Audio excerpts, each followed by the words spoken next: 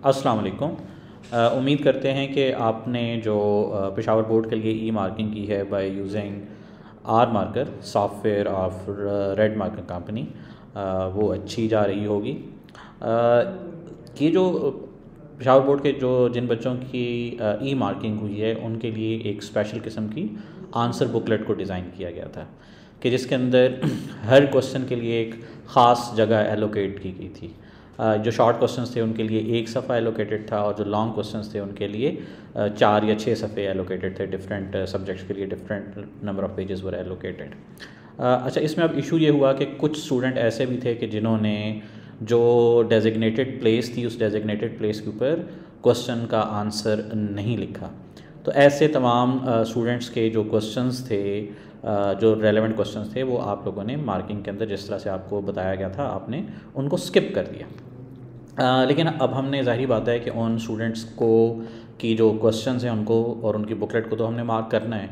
तो उसके लिए हमने एक डिफरेंट तरह का इन्वायरमेंट क्रिएट किया है कि जहाँ पे हम उन तमाम स्टूडेंट्स की बुकलेट्स को मार्क करेंगे कि जिनकी बुकलेट का एक या एक से ज़्यादा क्वेश्चन जो है वो स्किप हो गए थे।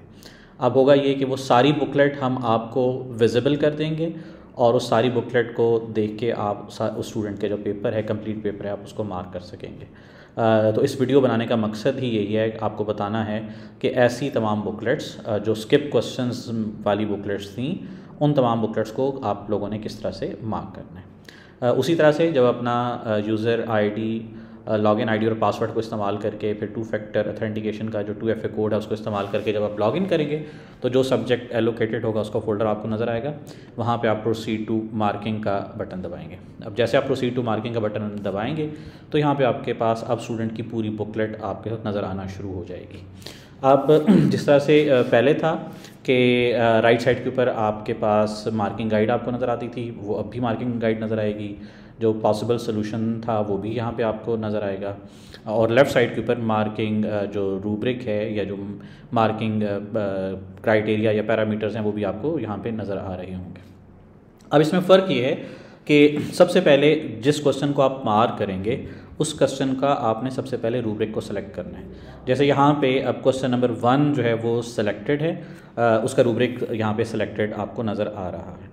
तो आप सबसे पहले यहाँ पे देखेंगे कि अच्छा जी स्टूडेंट का क्वेश्चन नंबर 1 किस तरह से सॉल्व हुआ है। इसके जो भी जो मार्किंग गाइड है, जो रूब्रिक है, उसके हिसाब से आप स्टूडेंट के जो रिस्पांस है उसको ऊपर आप फीडबैक देंगे, यानी कि आप उसको मार्क करेंगे। और उसके बाद फिर अभी आपने सबमिट का बटन नहीं दबाना है क्योंकि ये है सबमिट बुकलेट।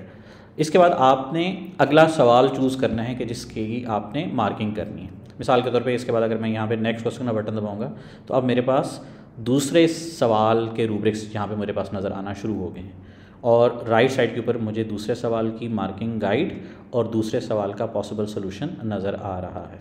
तो अब मैं नेक्स्ट पेज को क्लिक करूँगा यहाँ से और नेक्स्ट पेज पे जाके देखूँगा कि जहाँ पे स्टूडेंट ने क्वेश्चन नंबर 2 को अटैम्प्ट किया हुआ है। तो अब मैं स्टूडेंट का क्वेश्चन नंबर 2 यहाँ पे लेफ़्ट साइड के ऊपर मार्किंग पैनल में उसका मार्क करूँगा और उसके बाद फिर मैं यहाँ से चूज़ करूँगा, ड्रॉप डाउन से भी चूज़ कर सकता हूँ और यहाँ पे नेक्स्ट का बटन दबा के अगले क्वेश्चन के यानी कि क्वेश्चन नंबर 3 के यहाँ पे रूब्रिक्स को मैं चूज़ करूँगा।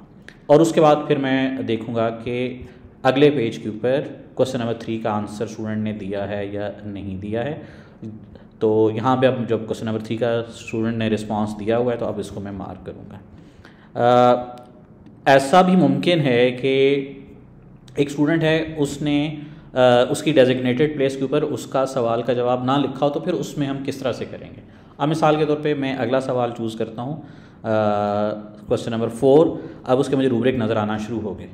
अब अगर मैं अज्यूम करूँ कि यार ये क्वेश्चन नंबर 4 है लेकिन इस क्वेश्चन नंबर 4 की जगह ऊपर स्टूडेंट ने किसी और सवाल का जवाब लिखा हुआ है, तो फिर मैं इस बुकलेट में जाके चेक करूँगा कि स्टूडेंट ने क्वेश्चन नंबर 4 का जवाब कहाँ पे लिखा हुआ है।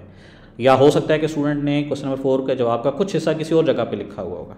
तो मैं फिर उस रेलेवेंट पेज को सिलेक्ट करूँगा। मिसाल के तौर पे यहाँ पे मुझे क्वेश्चन नंबर 4 का जवाब नज़र आया तो वहाँ पे जाके फिर मैं मार्किंग गाइड को देखूँगा, उसके अलावा मैं जो पॉसिबल सोल्यूशन है उसको देखूँगा और उसके मुताबिक फिर मैं यहाँ पे स्टूडेंट के मार्क्स या उसका जो रिस्पॉन्स है उसके ऊपर फीडबैक दे दूँगा। और उसके बाद फिर अब मैं सेलेक्ट करूँगा अगला सवाल, यानी कि सवाल नंबर 5 को सिलेक्ट करूँगा और फिर मैं देखूँगा पेज को आगे या पीछे करके यार कि स्टूडेंट ने सवाल नंबर 5 का जवाब कहाँ पे लिखा है।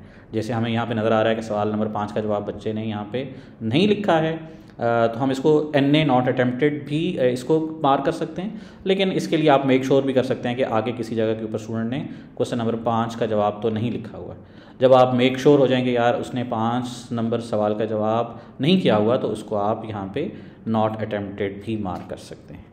उसके बाद आप नेक्स्ट पेज क्लिक करेंगे, उसके बाद देखेंगे कि स्टूडेंट ने सवाल नंबर 6 का जवाब कहाँ पे लिखा है। इसी तरह से आप सारे जो सवाल हैं उनके रूब्रिक्स को चूज़ करेंगे। आप यहाँ पे अगले या पिछले सफ़े पे जाके जो भी रेलेवेंट सवाल जिस जगह पे बच्चे ने सवाल अटैम्प्ट किया हुआ है उसको देखेंगे, उसकी मार्किंग गाइड को देखेंगे, उसके पॉसिबल सोल्यूशन को देखेंगे, और लेफ़्ट साइड के ऊपर जो मार्किंग पैनल जो सवाल नंबर अभी 7 का आपको नज़र आ रहा है उसके आप यहाँ पे उसका, जैसे मैंने आपको बताया कि आप रेलेवेंट क्वेश्चन नंबर को यहाँ पे मार्किंग पैनल में सेलेक्ट करेंगे और रेलेवेंट जो पेज है या जिस जगह के ऊपर भी स्टूडेंट ने किसी क्वेश्चन का आंसर किया हुआ है वहाँ पे जाके उसके आंसर को चेक करेंगे, उसके ऊपर रिस्पांस देंगे, और रिस्पांस देने के बाद आप नेक्स्ट क्वेश्चन पे चले जाएंगे। इसमें ऐसा भी मुमकिन है कि आपने पहले किसी सवाल को, मिसाल के तौर पे अगर आपने नॉट अटेम्प्टेड किसी को सवाल को किया था और अभी जाके आपको यहाँ पे नज़र आता है कि नहीं स्टूडेंट ने इस सवाल का जवाब मिसाल के तौर पे यहाँ पे किसी जगह पे इस सवाल का जवाब दिया हुआ था, तो आप वहाँ पे जहाँ पे उसका सवाल जवाब दिया हुआ था वहाँ पे जाके आप उसके रूब्रिक को नॉट अटेम्प्टेड को अनसेलेक्ट करेंगे और उसको जो भी रेलेवेंट उसके जो नंबर बनते हैं वो आप उसको दे देंगे। जब आपने सारी बुकलेट के सारे सफ़ों को मार्क कर लिया, उसके ऊपर सारे सवालों को आपने मार्क कर लिया, तो उसके बाद फिर आप सबमिट बुकलेट का बटन दबाएंगे। जब आप सबमिट बुकलेट का बटन दबाएंगे तो यहाँ पे फिर आपको मैसेज देगा कि कुछ ऐसे सवाल हैं कि जिनके रूब्रिक्स अभी तक आपने मार्क नहीं किए। जैसे यहाँ पे आपको दे रहा है जी क्वेश्चन नंबर 6 का को अभी तक आपने मार्क नहीं किया है। इसका जब ओके का बटन दबाएंगे तो यहाँ पे आपके पास क्वेश्चन नंबर 6 के रूब्रिक्स आ जाएंगे। तो फिर आप यहाँ पे देख लें कि क्या स्टूडेंट ने किसी जगह के ऊपर क्वेश्चन नंबर 6 अटैम्प्ट किया हुआ है, नहीं किया हुआ। अगर नहीं किया हुआ मिसाल के तौर पर, तो वहाँ पर आप सिर्फ उसको नॉट अटेम्प्टेड का बटन दबा देंगे। फिर आप सबमिट बुकलेट का बटन दबाएँगे तो यहाँ से अब आपसे कहेगा कि you have to make sure कि क्या आप इस बुकलेट को सबमिट कराना चाह रहे हैं कि नहीं कराना चाह रहे हैं। इस चीज़ का ख्याल रहे कि इस केस के अंदर यहाँ पे हमारे पास रिव्यू बुकलेट का फ़िलहाल इसमें ऑप्शन मौजूद नहीं है। तो जब आप किसी बुकलेट को जमा कराएं तो मेक श्योर करें कि आपने उसके तमाम रूब्रिक्स को सही तरह से मार्क किया, उसके सारे सवालों को आपने देख लिया, और आपने ये भी देख लिया कि स्टूडेंट ने क्या किसी और जगह के ऊपर जो डेजिग्नेटेड प्लेस थी उसके अलावा किसी और जगह के ऊपर तो सवाल का जवाब नहीं लिखा हुआ। जब ये आप सारे रूब्रिक्स को मार्क कर लें, सारी बुकलेट के सारे सफ़ों को देख लें, तो उसके बाद आप सबमिट का बटन दबाएंगे, यहाँ पे यस का बटन दबाएंगे, तो अब इस स्टूडेंट की बुकलेट जो है वो मार्क हो जाएगी और आपके पास अगले स्टूडेंट की कंप्लीट बुकलेट नज़र आना शुरू हो जाएगी।